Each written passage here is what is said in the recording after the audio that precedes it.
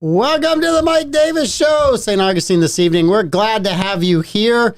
I am doing all the things that I was supposed to be doing when I was showing Amanda a video of Chris Cuomo making a fool of himself. He's a liar. He's a lying liar that lies. Pretty much any video you'll ever see, including of him now. But Pete's here. Pete, if we buy a Stream Deck, can we put it right there?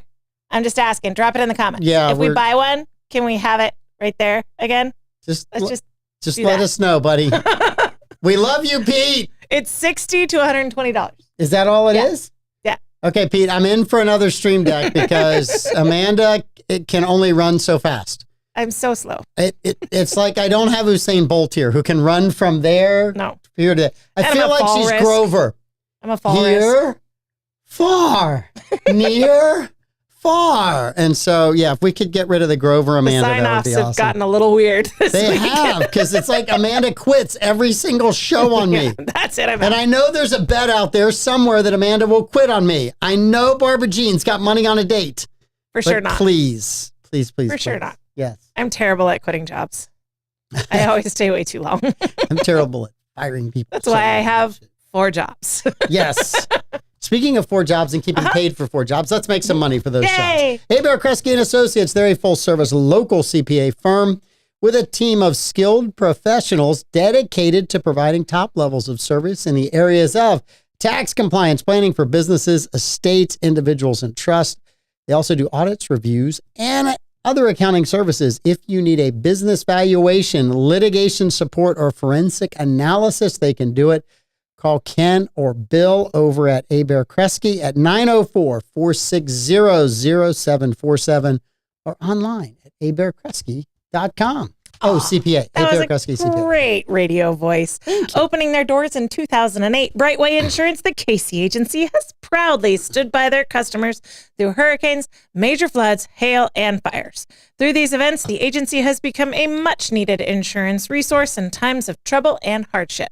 Honesty and integrity are the pillars of our core values, says owner Ashley Casey, and they pride themselves on being insurance experts while developing strategies that help their clients meet their insurance needs. They truly enjoy the relationships that they have forged with you, St. Augustine. So for all of your insurance needs, Brightway Insurance, the Casey agency.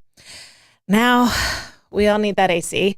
But we also need those roofs over our heads to help keep us cool. A to Z offers free estimates and have been serving St. Johns County for over 20 years in the construction industry.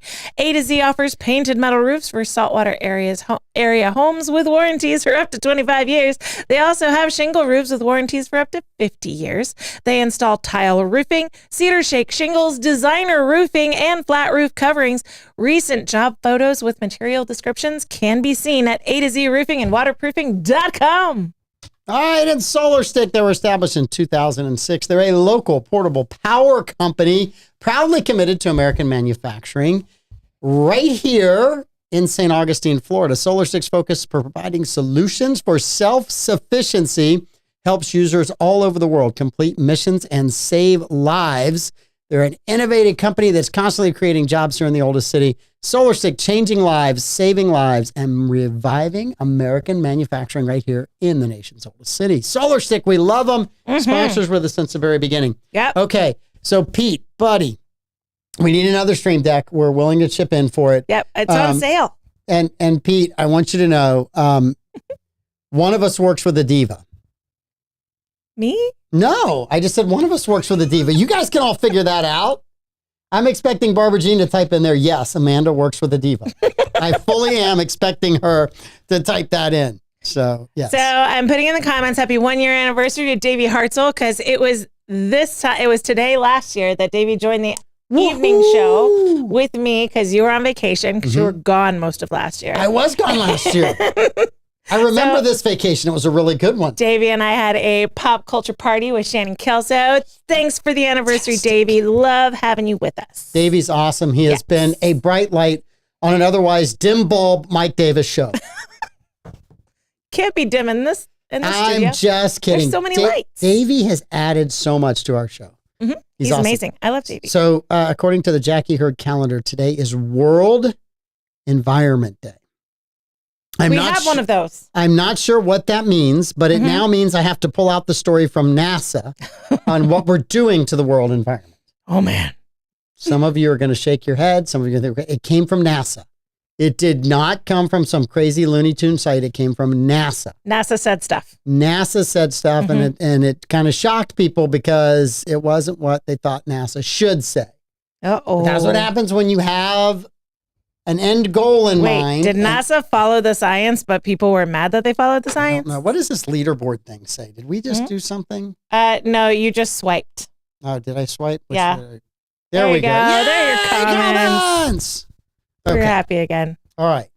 So we don't need Pengate 2.0. Pengate 2.0. I am holding on to my pen. Where did my comments go? Wore the same colored shirt. The comments I didn't even look for. I just said, Amanda, what happened? What happened? Because I don't know. I mean, that's like social media stuff. I'm just on. See, Barbara Jean. Mike, you must be the... I know. Darn it. I hate when Barbara Jean is right. Yeah, well. Drives me nuts. All right. We have all kinds of things to talk about. Tons of stuff. And there, I just dropped my pen, but I know where it is. Not the pen. Okay. So, we talked about the controls. We talked about, all right. I had a story, and I'm kind of curious from our listeners. The story was in Campus Reform. Yes. It's an analysis. Why are young women leaving religion in record numbers? I don't know what just fell over there. My computer bag. Okay. All right. Thought for a second we wrecked the studio. Sorry, Pete. It was a false alarm. All the 904 Now signs will be back up again at the end of the show. So why are women leaving? You're a young woman. I am. But you haven't left religion. I haven't left religion. And it says 54% of Gen Z women have disaffiliated with her. I know you're not. But can you comment on your younger brethren? Sisters. Brethren would be my... Well, I would say this probably goes hand in hand with if you look at the political leanings of Gen Z women as well, they're leaning more and more left. And a large part of that is the A word procedure that happens in clinics that we don't talk about on this show or on this network very often. But the argument with that and with inclusivity, I would say, is pulling women to the left. And those are not always, but typically things that the church falls on the opposite side of the aisle on. So, and here's, I'm asking. That would be my guess. I'm asking questions. And you're in the last sentence, genius that you are that didn't read this. Ultimately, the trend of young women leaving religion in unprecedented numbers should not be overlooked, as it is a result of liberal and feminist ideologies, which is what this author said. So the author agreed with you. You didn't even have to read the article. You didn't have to print the article, and you didn't have to bring it up. I lived it, baby. I should have just asked Amanda from the beginning. Yeah, save you some words. But I wonder, and I think it's interesting because I think most churches are leaning more left. They're obviously much more left than when my generation was a kid in the 1800s. Yes. So they're much more left than that. Notably, there are two stories recently because June is a particular month that is celebrated by a group of people that... Kids who are out of school? Also, that. Look, June's a great month. It's celebrated. June 19th is a new national holiday. It is, Juneteenth. Yeah, Juneteenth. So so there's a lot of things to celebrate in June. Well, churches made statements in support of Pride Month, notably the Episcopal Church and the Methodist Church. And evidently, the Methodist Church, the last I saw a headline that they lost 1 million parishioners overnight with their Pride announcement. Miss Rachel is like a children's YouTube content creator, and she's this massive children's content YouTube creator. I had no idea who she was, but I knew she made people mad overnight. Yeah, so she was someone that parents trusted with their toddlers because she was just, teaching toddlers to read, and she just recently made a pride message that she put out on the internet, and people are like, you make content for preschoolers and toddlers and babies, like, why? And she said, if you don't like it, then leave. And so, don't tell people that today. Yeah, people will leave. They leave. They're like, They okay, I'm do. done. You can So one of my, make if you the want to statement answer if in you the want, I comments, I'm guess. just curious if you still attend church. I do attend you church. attend? I mean, I do. I know you do. I'm not judging. I'm not asking Yeah. for any of those. I think everybody should do what they feel is best for them. Right. And I'm not going to preach. There's lots of studies out that say people that have a religious affiliation have a happier life. There could be a whole bunch of other reasons for that too. There's some research for that. Yeah. But there is some research for that. And I'm not telling you that if you went to a church, it would make you happy. Because I think everybody's different. Something that's counterintuitive. Please, counterintuitive away. Which Barbara Jean will enjoy this story. Mm-hmm. People who God, attend don't church, tell me strippers have started attending church. No, but people who attend church and report to having a sexual relationship confined within marriage report that they have a more satisfying and more frequent sex life. So there's that. Well, I think if you break this down, if you're married to somebody and you're happy with somebody, that's part of being happy with somebody is communicating with them and having that should be part of that process, right? Yeah. It's rare when you ask, oh, you're really happy? Yeah, I'm extremely happy in my life, but that part of my life stinks. Yeah. You usually don't hear that. That's not part of the discussion. So I'm just curious if you want to announce, hey, yeah, I'm attending a church. You don't have to tell me what church. Just, yeah, I go, or no, I don't. And I'm just kind of curious. Yeah. I mean, I don't think it's a cure-all to attend church. And I don't think it's enough to just sit there because you're checking a box because you heard that it gives you better sex and more happiness. If you go Which and you is why Amanda's still attending 3 days a week. I also get paid. I get paid to attend church. Barbara Jean said it worked for us. Yeah. Thank you, Barbara Jean. It is a thing. No, I think church can lead to a sense of peace, a sense of purpose, and a sense of fulfillment. And I think there are very few things in life outside of that will give you that. Yeah. Right. There's a lot of things that I have done in my life as actually, I mean, I ran, I played basketball. I'm a surfer to this day. Those things are fun. Yeah. But I don't get the same sense of fulfillment from those that I get from going to church. Absolutely. And I mean, having said that, when I cut off Tim O'Neill surfing, there is a sense of fulfillment there. Tim O'Neill is watching. I know. That's why I said that. I saw your son in your New View post. New View? Yeah. New View post.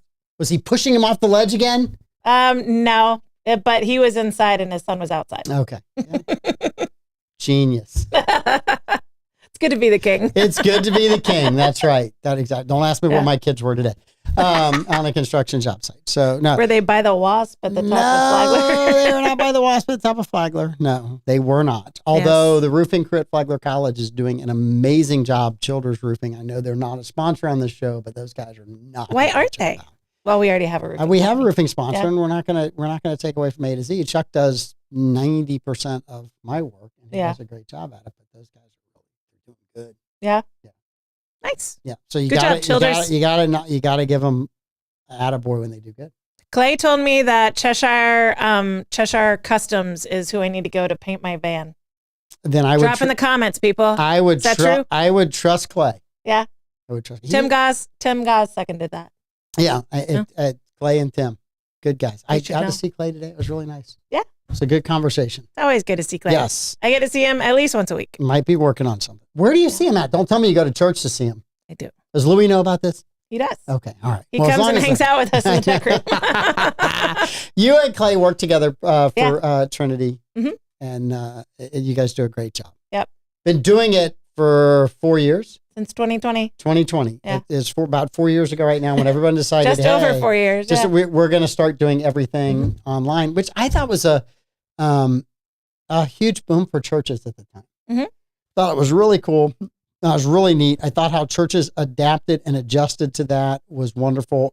There's a lot of mornings that I sat there on a Sunday and watched 2 or 3 different services. I have a friend who's a pastor up at Southside Methodist. And so, I think it's still Southside.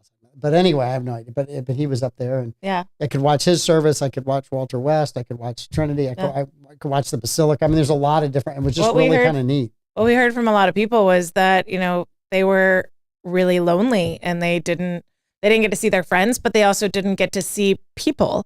And so they would church shop on Facebook. They would go around and they would hop from service to service. And if my friend attends here, my grandmother who passed away in April, I mean, she was in her late 80s when that C thing hit. And so that was one of the only ways that she could like be connected with me doing the same thing at the same time, was to watch our church services. And her church is smaller and they didn't have live stream services.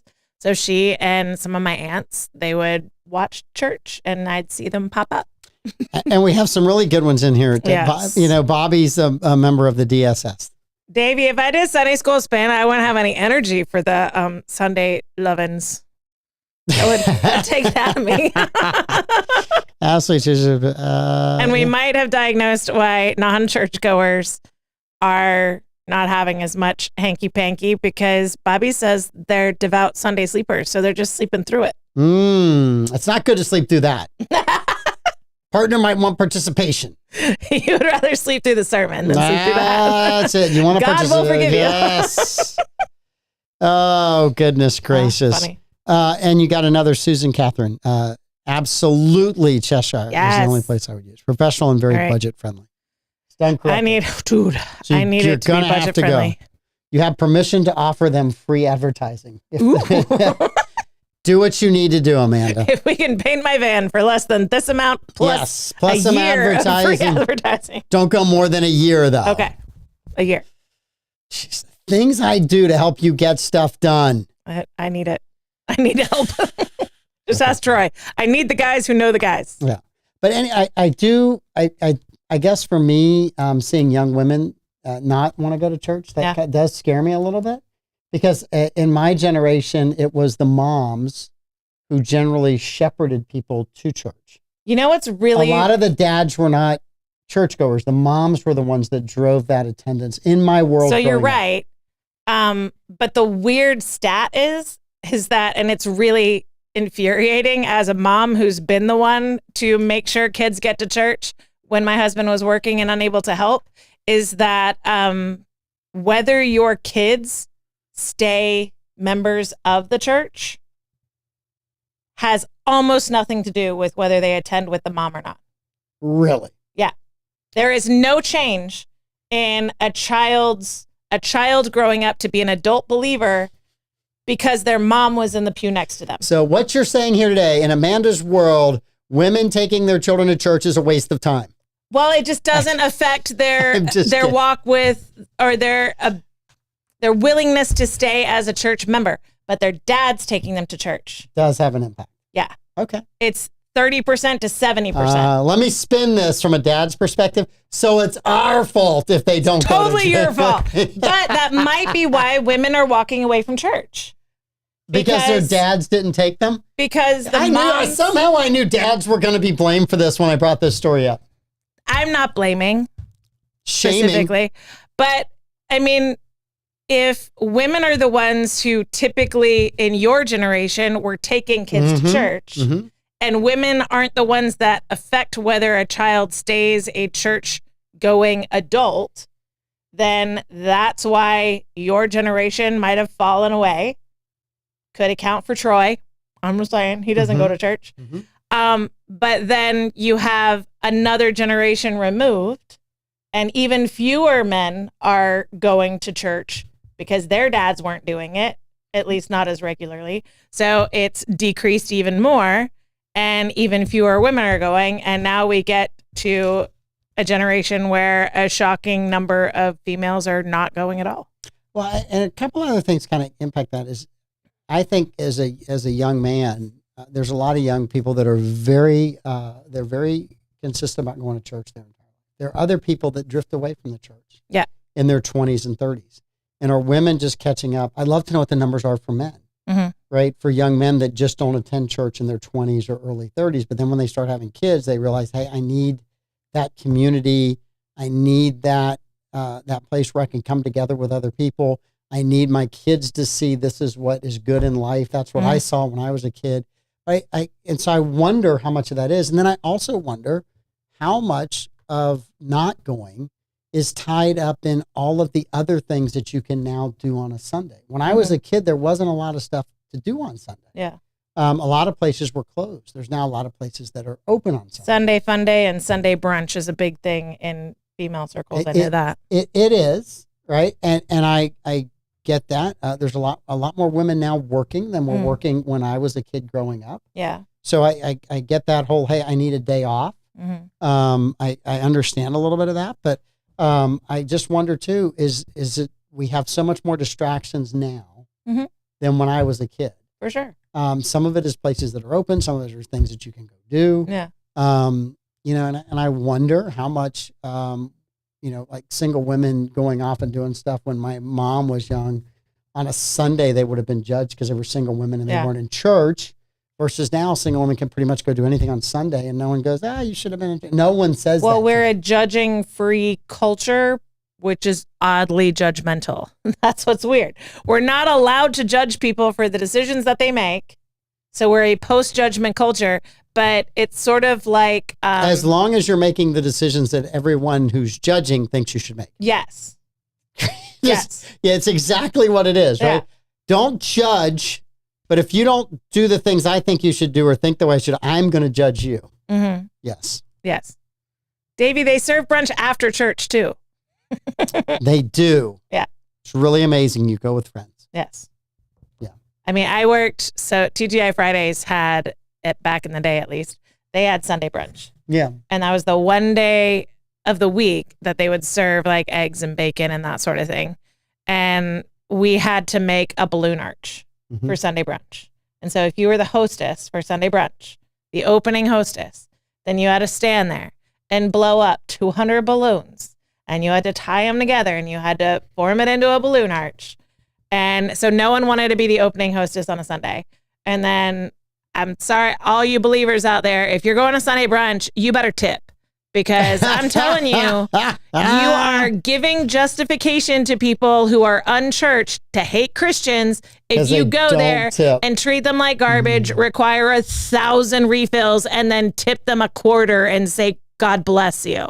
Like, no. You're giving them fodder for walking away from the church and making them feel justified in not going to church. I do think there's a lot of that, right? Yeah. I do think that if you say I'm a church-going person and I'm a believer and you have faith, that there is a lot more pressure on you because there's people that want to point out, well, they, whoever that might be, you or me or anybody else that's a church-going, they didn't live up to my expectations. Therefore, all Christians are bad. Yeah. Again, we're not going to judge unless you do things I don't like you to do, and then I'm allowed to judge you. Yeah. So I think that's a very, but I mean, I look at all walks of life, all kinds of people. If I see them do silly things, you know how I blame the person for that? I blame that person, right? I don't blame that group. I blame that person. Yeah. Right. It doesn't matter what, I mean, they can fit into old, young, veteran, non-veteran, liberal, Republican, church-going, not. I just blame them. Yes. I don't look at it. Well, I think you're part the of jerk, a group, not the group you belong to. It's not the. I don't think you drug down your whole group. You just showed your true colors. But you're an individualist, and you believe that everyone should rise and fall based on their own merits, and that's how we should judge you. But there are a lot of collectivists around, and that is not the way they roll. I mean, I question whether I'm a good witness because I'm opinionated about my politics, and I've got kind of really. I've got a little bit. If I listen to you, would I notice that a randy sense of humor, and in adult circumstances, I cuss, and I do drink alcohol, and so I've had people be like, "Wow, I was surprised hanging out. I was a children's minister at one point. I'm surprised hanging out with a children's minister that you just made that joke." I'm like, "Oh, okay. Well, I must have just failed." I must have just failed hence the I used to be. I used to be a children's minister. It took a lot out of me. Yeah, and it is a commitment to go, right? I mean, it's a whole commitment to go. Yeah. And for me, I'm not knocking the Catholic Church here, but when I was a kid growing up, you would show up right on time for the service. And as soon as communion was over, you were out the door. There wasn't a lot of talking. There wasn't a lot of that's because I was out the door, right? Well, it's also, but there were a lot of people that set that example. And as a kid, I followed that example. Mm-hmm. And then when I went to a church where they wanted to talk to you afterwards, I thought they were a cult. It's like, what are you doing? What's happening? I mean, why are you talking to me? I'm supposed to be out the door. Is that why you would always run away from me after service? That's just rude. One of the reasons. Joke's on you. Your wife talks to me. I was afraid you were going to ask me to go drink with you while watching kids. No, I'm just kidding. No, I did not. I did not drink. There were a lot of there was a lot of times. There was a basketball group that played on Sunday morning, and they started at 9:00 and or 9 or 9:30. And at one time, Trinity had a service that started at 9 and it was over by 10. Because the 11 o'clock, I think, started at like 10 or 10:15 or 10, something like that. So I could make it to basketball. So usually back in those days, I was running out of the church to get to basketball. The deal was as soon as church was over, I could bolt. You're free. I was free to go play basketball. As Davey says, go in peace. I was fully. Just go fast. And then what happened is the service got moved, bumped back later. And then I think it was a 7 a.m. It was like an 8 o'clock and it was over by 9. And then the 8 became a 9 o'clock service. And that ended basketball. It was like, I either skip church or I go to basketball. Yeah. And I sometimes I'd walk in an hour late. Hey, we got one more game left. Okay, I'll see you guys next week. Yeah. So that was something I really enjoyed doing that got sacrificed to go to church. Well, one of the reasons why our kids participate in very few team sports is because so often they have games or competitions on Sundays. And that was not something we were willing to give up or say, God's important as long as you don't have a game. And so that's one of the reasons why we really love the swim league that they're in now is that they only compete on Saturdays. Well, that's the proliferation of travel sports has blown that up. Yeah. Because you leave on a Friday, you play a game on Friday night, you'll play 1 or 2 games on Saturday, maybe 3. If you make the championship round, you're going to play 3 or 4 games on Sunday, you're gone.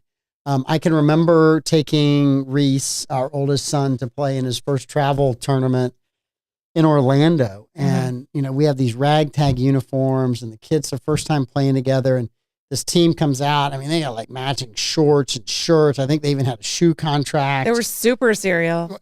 Well, and we sat next to the parents. I think we said, hey, you guys look really good. How many? And these are like 9-year-olds and 10-year-olds, right? 11-year-olds. How many? With a Nike sponsorship? Well, they really didn't. I'm joking, right? I'm stretching and exaggerating. But said, how many tournaments do you guys go to a year? Yeah. And one of the moms says, well, probably 35 or 40. Dude. I'm like, take out the major holidays, and you essentially are doing travel basketball every weekend. That didn't exist when I was a kid. Those kids in a month played more competitive games at that age than I played in like 5 years at that age that wasn't a pickup game on a court. Yeah. We didn't have all that stuff. Yeah. So I think that has kind of pinched parents on weekends for sure. Because it's just that, well, if my kid's athletic or my kid is good at something, we have to go travel to prove that or travel to compete in that. Yeah. And I kind of look at that and I go, that you don't need to go to that many tournaments. Yeah. I just don't, now if your kid is a superstar and you want to go to all those tournaments, by all means you guys go, but I'm not going.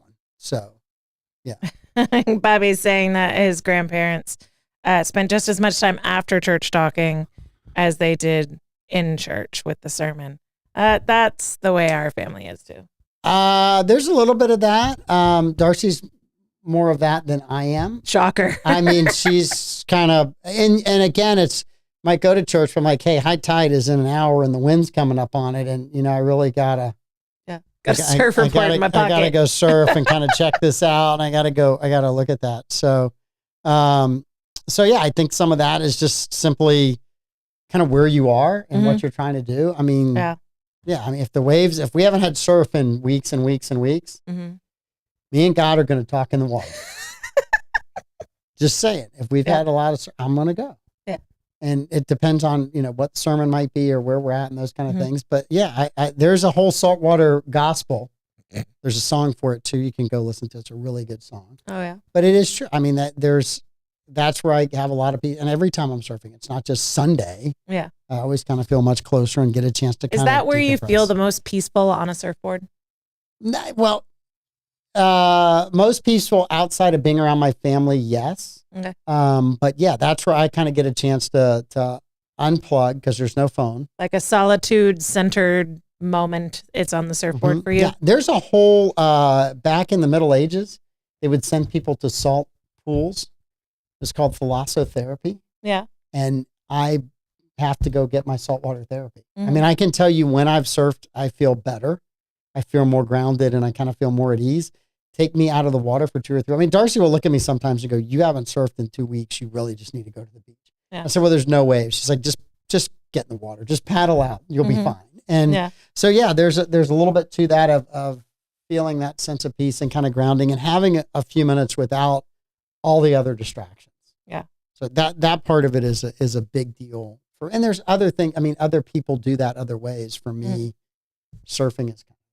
Yeah. So you would, I guess, meditation and yoga was a hot topic of discussion in my teens, and centering yourself and quieting your mind. And I realized that my mind was never quiet, and it never occurred to me that it could be anything other than very chaotic. And so the one place that I found I was really just like in the moment with a quiet mind was when I was scuba diving. I thought you were going to say arguing with other people. But scuba diving is the same thing. Yeah, it's you're under the water. You're concentrating on what you're doing. You're in the water. You're doing something. So for me, there's a lot of that, and I do think what's vitally important to us and what the world robs us of, and people can get too in touch with their screens, too in touch with everything that's going on somewhere else that you don't really have any control over. Yeah, and it doesn't give you any sense of ease. It just adds to your anxiety. Yeah, and so having the ability to unplug, to sit, and I believe God created the planet so that when we sit in it, you do feel better. Yeah. I laugh at all of this stuff today about grounding. You need to take your shot. It's like, yeah, that's the way the world was made. You guys just figured this back out again. Go outside. Just walk outside, sit, listen to what nature's doing. Although at 2:44 in the morning last night, nature was not good. No. Sound asleep. The dog was sound asleep. Darcy was sound asleep. And up jumps the dog. Runs to the front of the house. You have a ghost? No, we don't have a ghost. We had an armadillo. I had to go outside, chase the armadillo out of the yard. Doggone armadillo. And that dog, I mean, poor thing, she was ready to go to war. It was as if a bunch of terrorists or home invaders were coming to the house. Fan, huh? And she was ready to go. Yeah. No, but I think that... Davey wants us to talk about how we feel about church online. Obviously, I'm for it. I produce it. I live stream it, and I've been doing that for 4 years. Amanda thinks if she's doing the live stream, you should donate more. I think it's an important way for, especially if you haven't been to church in a long time and you're a little intimidated by it, then you don't have to go and like have everyone turn around and stare at the new person walking in, just to see how you feel about the service, about the kind of preaching that they're doing, the kind of prayers that they do, the kind of hymns that they do.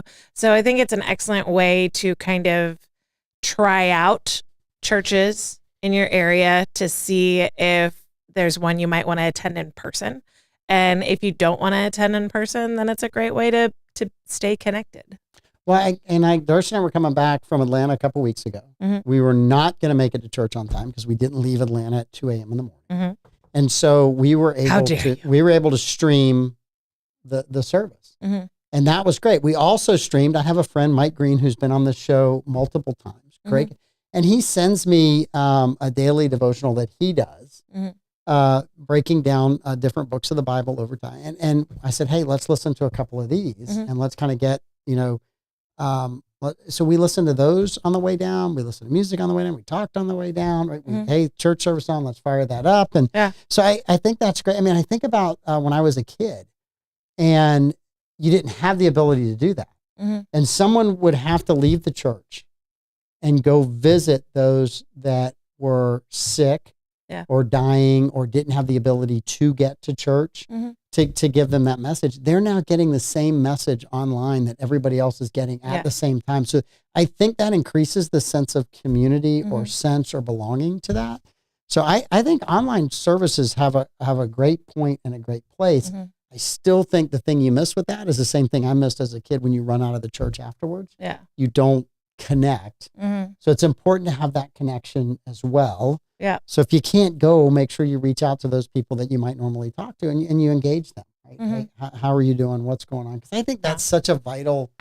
I think that's the one thing that we're connected to so many people via the internet and phones and social media, but we're disconnected from people that we don't physically sit and talk to. So that's something that Trinity has tried to overcome. And at least at the 9 a.m. live stream, there's an online pastor that's in the comments, and you can put in prayer requests. You can interact with someone who has been trained by the priests to receive your prayers, pray for you. If there's something that needs to go to the priest, they can talk to the priest on your behalf. And so that's an attempt to try and foster that community from a digital space. And so we have people that are interacting in the comments, especially at that 9 a.m. service, where, they physically can't come. Sometimes they're traveling. And so they'll be like, well, I'm on a cruise ship in, the Mediterranean worshiping with you.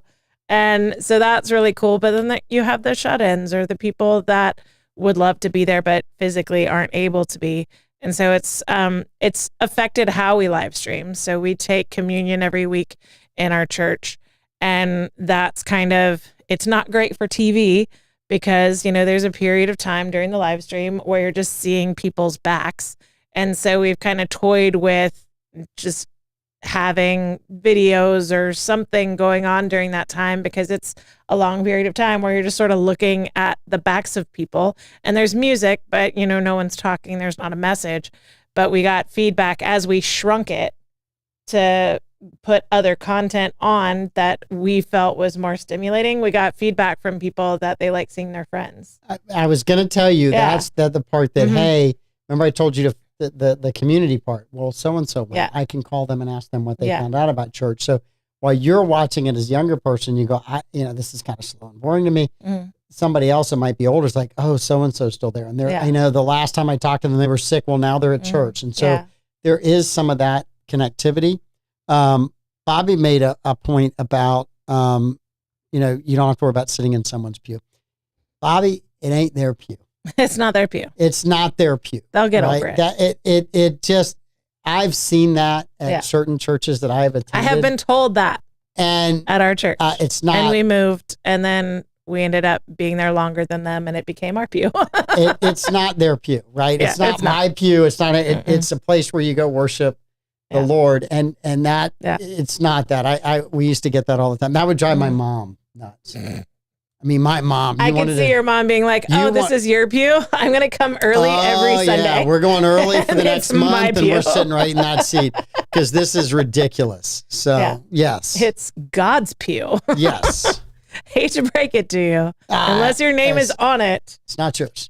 And I don't care if your name is on it. It's still not your pew. Then you should be godly enough to want other people in your church. Do you really think the apostles said, "Hey, Thomas, you're in my seat. You're in my seat. I'm supposed to sit next to." So it shows that it goes all the way back to the very first believers, because there was the fight amongst the apostles as to who was going to sit on Jesus's right side. So it goes all the way back to the apostles. I mean, more things change, more things stay the same. I agree. And back to that, my mom would always get infuriated by the people that would sit in the front row. Yeah. But then they were doing all kinds of bad things the rest of the week. She was not. My mom was not one for hypocrisy. As a live stream producer, I prefer it when incredibly tall people don't sit in the first pews. Yes. Because then I just have a random head out of nowhere in my shot. But that's just a producer in me. Barbara G, there's a lot of churches that still have pews. Yeah, we still have. There's a lot. There really is, and some of the older churches in downtown St. Augustine are absolutely gorgeous and beautiful. We have been, really lucky to have worked on a lot of those churches, and it's really, really neat to kind of see the environment in which different people get to worship. Yeah, there's some beautiful, beautiful churches, and there's some denominations that I am not. but I still marvel at the church. Yeah. I think it's awesome. Synagogues too. I gave your wife a book a while back that I really loved the message of, but it talks about how, it would take hundreds of years to build those amazing cathedrals in Europe. And sometimes some of the most intricate and beautiful carving, or whether it's stone carving or wood carving, they were in hidden places where no one would see them. And the entire purpose of it was as an act of worship to God. And it wasn't to get accolades. It wasn't even to make the church more beautiful. It was a gift from that artisan to the Lord to put something beautiful in God's house. Mm-hmm. And I thought it was a beautiful message about, sometimes you are invisible, and that's okay.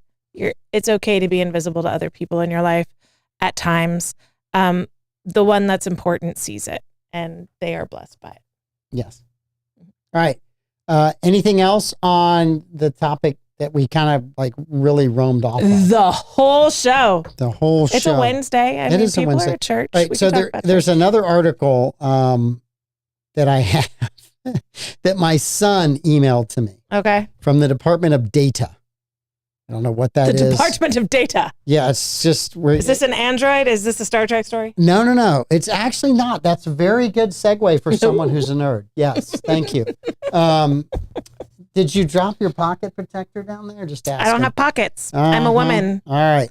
So patriarchy has removed pockets from female clothing. This story, you guys should get a kick out of this, right? So America's best decade, according to when you were born. Yes. So what do you think the best decade was? What was the best decade for you? And the items they were looking at is, most close-knit communities, happiest families, the most moral society, the most reliable news reporting, the best economy, the best movies, best radio programming. Obviously for me, that was when Rush was alive. The best television, the best fashion, the best music, best sporting events.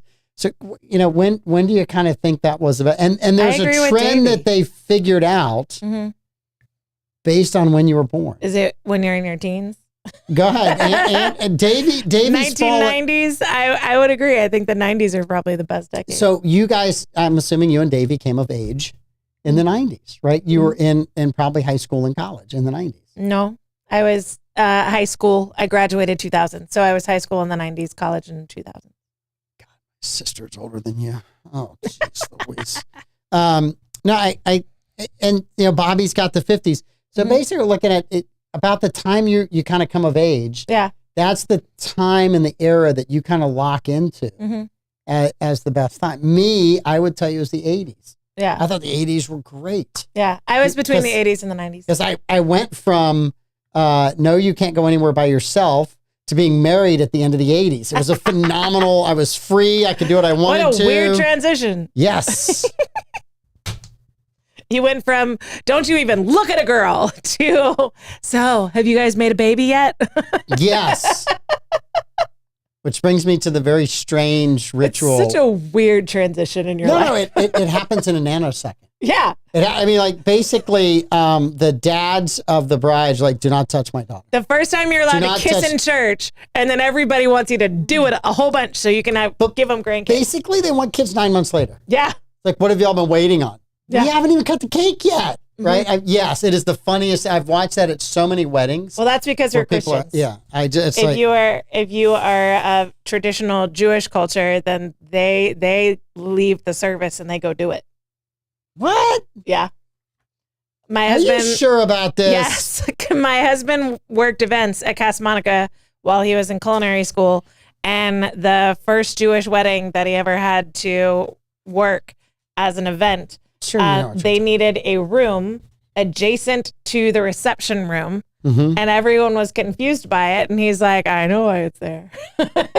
And they did research and they're like, no way. Yeah, for sure. I guess you have that in common with everyone else that went through that religious ceremony. Yeah, I guess. So what they want to make sure that the marriage is fully completed before you feast. Consummated. Well, yes, consummated. Yeah, I'm just giving you the word Yeah. you're looking for. Okay. Davey Hartzell, it's true. Look, all of a sudden, Davey is in the comments about that. But Davey's been in the comment. Did you not see the 400 stickers he added? I added. I watched all the stickers. He was getting bored. Oh, really? All right. So the question is, in this survey, is when were politics good? Ugh. So, I mean, for me, I growing up in the 70s, you had the whole Richard Nixon thing. Mm-hmm. So Reagan in the 80s to me was kind of that, was a normalcy. Yeah. You had 8 years. It's where become Reagan kind of was, a cliche to harken back to the Reagan era, but I feel like the Reagan era was the best one in my lifetime, at least. To me, it's the last time you had Reagan, who was the president. You had Tip O'Neill, who was the Speaker of the House, would sit and have drinks together. Mm-hmm. And talk about things that weren't politically motivated. They weren't out. I mean, they kind of blast each other a little bit. Tip O'Neill more than Reagan because Reagan was awesome. But they got along and they got some things done. They didn't always agree, but there was still some of that. I think ever since the 90s, it has just been a toxic dumpster fire. Mm-hmm. And I'm saying dumpster fire because I refuse to say what they would say on politics. Dumpster fire. Which is on tomorrow. It is on. It is on tomorrow. Today is Wednesday. Yes. So you just dared to call her. You didn't call out Davey. I just was just, yeah. Wow. I think Davey knows a lot of things about a lot of stuff. Mm-hmm. I have learned a lot from Davey. Yeah. I think Davey has learned a lot from me. Like never misplace your pen Ever. while on air. While on air. Don't do that. Don't do that. Yes. You know what we should do, Davey? We should get one of those ballpoint chain things that we can stick to the desk. No, I don't like a ballpoint. I hate those things. They remind me when I was a kid, you went to the bank and you'd have to sign your check because you didn't carry a pen with you. And that's why I always carry a pen now. Mm-hmm. You'd be like, do you have a pen? Yeah. Do you still sign checks? Yes. I have a shirt on with a pocket. I have a pen. Where's your pocket protector? Nerd. No, I just have a pen. You got a pen and you sign checks? Pengate 2024. Hashtag, what's your point, Davey? I know that I'm going to be made fun of on. Was it a fine tip point? Was it extra fine? Was it a felt tip? Was Yes. it a bold tip? It was a bold tip. It's always a bold tip. Just saying. Do I need to leave you two alone? No. Davey and I will be just fine together. All right. What's the name of that room again, Davey? It's the... I'm just kidding. I don't remember what it's called. Oh. Can I say it? No. Mishpah? Mikvah? I'm not going to say because I don't want to mess it up. Yes. I'm going to mess it up. That's the bath. So that to me is that movies, I think some of the movies that came out in the 2000s were much better because you had the whole Avengers series. The CGI was much better. I mean, you go back and you look I don't know. Jurassic Park was 94. I know, but the Jurassic Park since 94 was much better. No. Yeah. The animal interactions. First Jurassic Park's the best one. I will say for the plot and the storyline, yes. But for all of the animal, the dinosaur scenes that were CGI, I think some of the later ones were much better. Now, the last one was just over the top. And I was like, I agree. They got too reliant on it. They got rid of a story and they just said, as long as we show enough new dinosaurs, everyone will come watch. Yeah. They got lazy. Well, ironically, they took the exact same path that Jurassic World did. And it was, no one wants to say the hard dinosaur names and wants to see the same old dinosaur every year. So we've got to reinvent dinosaurs. And so they started hybridizing dinosaurs. And that's why they made the Indominus Rex. And it tore through the park and killed everybody. They did the exact same thing with CGI. I just thought the Indominus Rex was social media tearing through the world. I thought that was what they were trying to tell us. It was a meta story. It was a meta story. Jumanji was fantastic. When was Jumanji? That had to have been the 90s, wasn't it? Was it a cross or just a cheap old government pen? What? A cross pen or a cheap pen? For me? That you lost. It was a dry erase marker. It wasn't even a pen. This guy right here. He kept asking where his pen was. I have to get it out of the color of my shirt so you can actually see that it was hiding right here. He kept asking for a pen, but he was looking for a dry erase marker. I didn't help him because I didn't know what he was looking for. I do not use... Jumanji was 1995. Whoever said, I do not use cheap old government pens. Ooh. I don't. Ooh. I'm kind of a pen fanatic. Yeah. If I find a favorite pen, I will keep that pen for like years. I had the exact same pen for the longest time. Mm-hmm. And it was because it was the only thing I could afford when I went to Harrods in London Yes. in 2000 when I graduated high school. Mm-hmm. And I had it forever. And someone stopped me at church and said, I know you have a pen. She needs a pen. Oh, And I handed my, no, I had bought like ink replacements for it, the whole thing. I handed it to her. And then they left it on the table rather than giving it back to me, and it's gone forever. I was at a planning and zoning meeting. Very, very sad. I loaned my pen to a fellow board member. Mm-hmm. You think that me looking for this pen, I kept looking over for 4 hours to make sure that pen was still there. Oh, I stressed out when I load pens. It was one of my favorite pens, and I'm like, I gotta make sure. It had a family tie. It was my dad's pen. I was like, I am not losing that pen. I will tackle that guy before he gets out of Since this we're meeting. on a pen tangent. Yes. I had a friend who I joked that instead of 6 degrees of Kevin Bacon, I was 6 degrees separated from everyone in the world because I knew this friend, and he's since passed. But he was in a ton of organizations. He was in the Navy, and he met everyone. He met the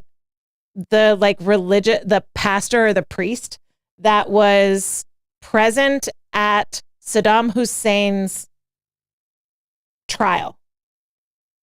All right.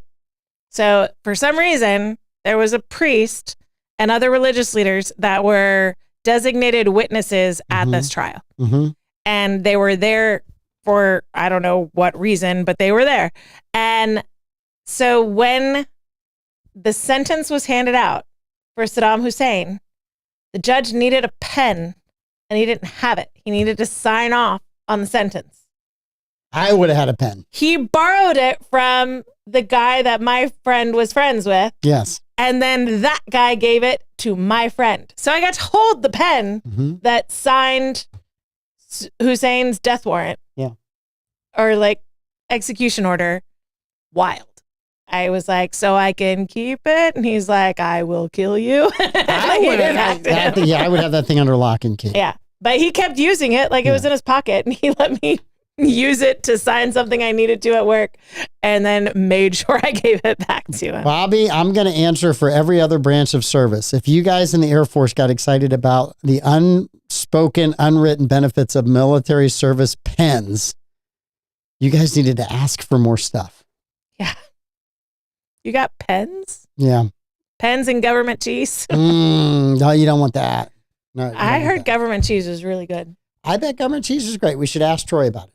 Because I guarantee he's done Troy and I have already had a conversation about government cheese. Symbolic story about cheese. Because I don't think you were here when I went down a deep dive. I was here. I just wasn't listening. That's for sure.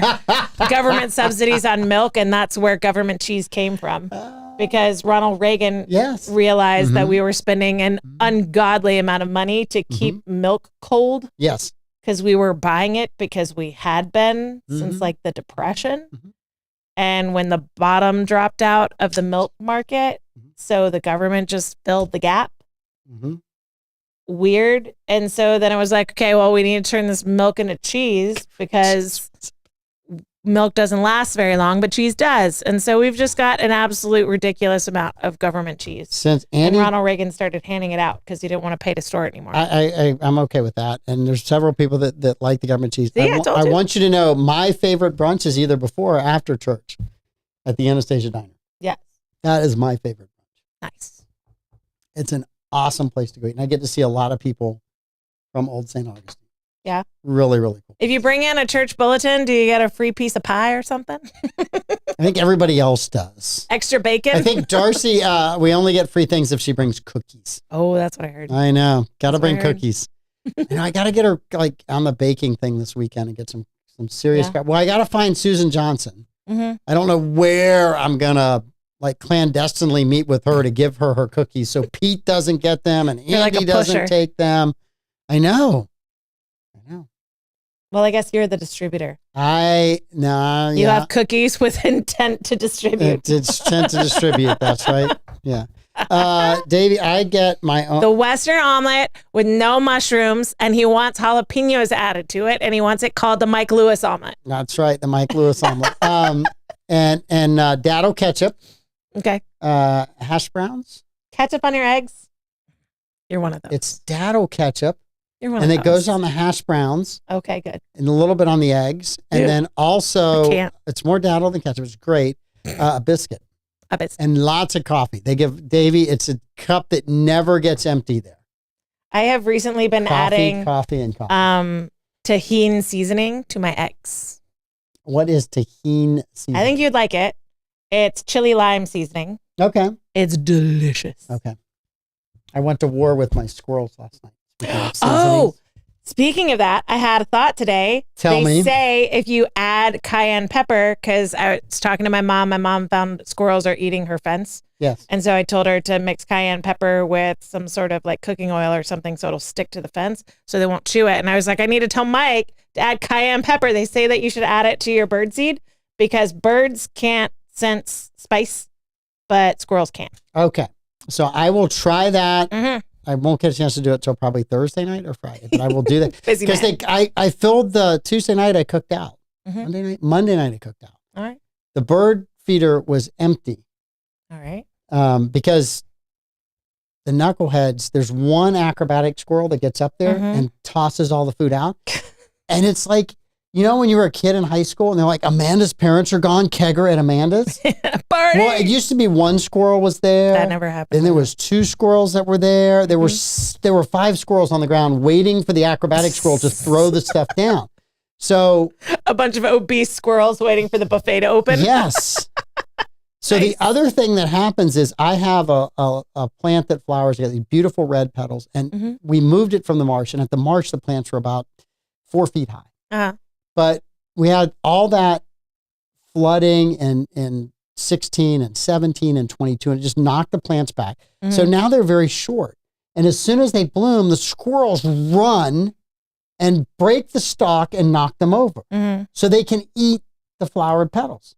So last night I went out there was a petal that was getting go, and I took cayenne pepper and I put it all over it. Now, the next time I will put oil on it. Yeah, so that it stick a little bit. But Yeah. I mean, I use like half of a thing of cayenne pepper because I was like, all right, you want to play at this? We can 100% play at this. I figure you could get like a cheap little spray bottle that you would put like Skin So Soft in and go to the ball field. Barbara Put some Jean. oil, a whole bunch of cayenne, shake it up, Yeah. and then spray it. Yes. A So lot of work. Barbara Jean, there are people that love to watch the squirrels. And those are the people who don't mind that the birds starve to death. So my birds are not getting fed right now because the squirrels are eating all of their food. So I'm a bird enthusiast. And there's a lot of people that tell you squirrels are just rats in trees. Yes. They are very interesting to watch, though. I will give you that. But we have a gang in our neighborhood, and they've gotten out of control. There's 6 of them. Don't you have a neighbor Eating that's feeding them? Well, we got tomatoes growing. Uh-huh. So I went home midday. They'll eat them tomatoes. Oh, I had one tomato that was getting really good. Yeah. And I saw that half of it was on the ground. And I immediately knew what had happened is that a squirrel. So now I got to figure out how to protect the tomato plant. These squirrels and I are just, there's going to be one solution for this. There's going to be a final solution for this. Speaking of final solution, Amanda must run to the other studio Yeah. so I that do. she can everyone Hi, cheer everybody. for Amanda running to the other studio so that she can let us go goodbye. But we are ordering a new stream deck, Pete Melfi. We're chipping in. By the way, I'm raising your rent for one stream deck. All right, this is the Mike Davis Show. We'll be back tomorrow with Troy and Trivia. Tune in tomorrow morning for the morning show. Those guys are going to keep you entertained and informed, and we'll see you tomorrow.